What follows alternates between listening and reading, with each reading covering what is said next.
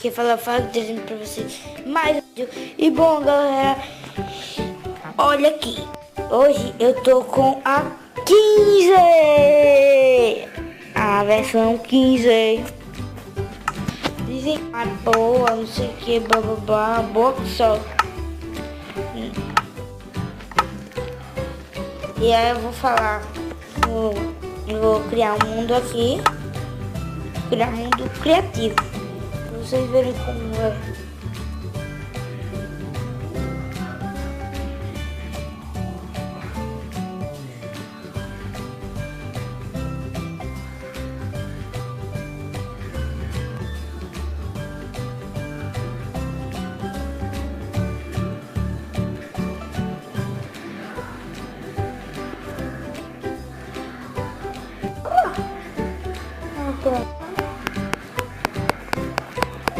Entre, filho.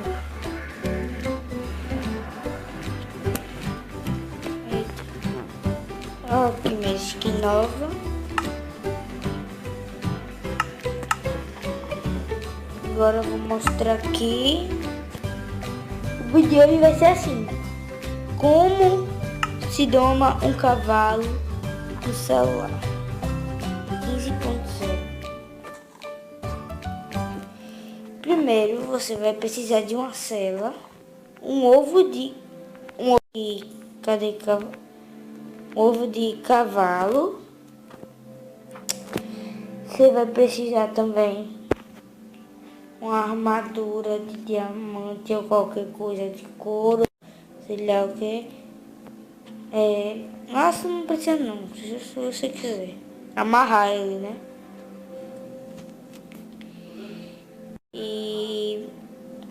E você vai precisar de uma... Cadê maçãzinha? Cadê maçãzinha, senhorinha? Uma maçã. Primeira coisa, pega o cavalo. Você aperta em cavalgar. Você vai ficar tentando. Eu vou sair dele. Primeiro, eu sempre dou comida pra ele, né? Pra ele saber que eu não tô fazendo mal a ele. Aí, calma, menino. Calma. Eu vou alimentar ele. Não. Agora, ele tenta sair em cima dele. Tira esse tijolo aqui. Essa besteira aqui. Tem que ser sem a mão.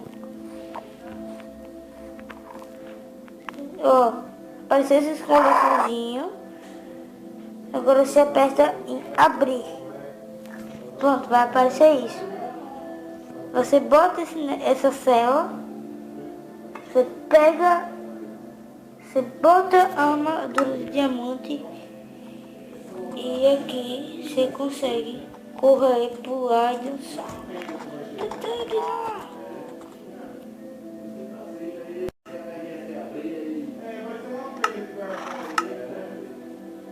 Então agora